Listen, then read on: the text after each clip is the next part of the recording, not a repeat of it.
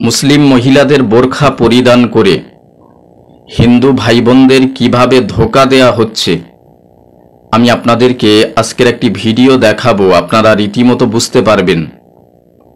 মুসলিম মহিলাদের বোরখা পরিধান করে এক হিন্দুর লোক মন্দিরে হামলা চালাবার উদ্দেশ্যে এসেছিল। স্থানীয় মানুষেরা তাকে পাকড়াও করে।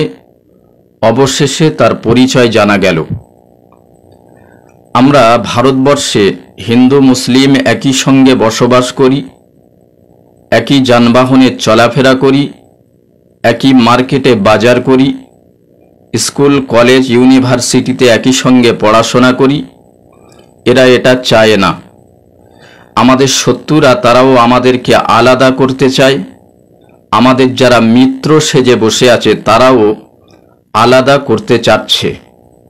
এজন্য করে আমাদের পশ্চিমবাংলার মুখ্যমন্ত্রী শ্রদ্ধেয় জ্যোতিবাবু তিনি বলেছিলেন, এটা একটা অসভ্য বর্বর একটা দল।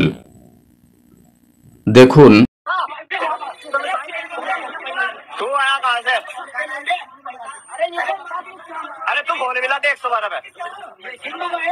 কেন বোরখা পরে একজন হিন্দু যুবক তিনি মন্দিরে প্রবেশ করলেন?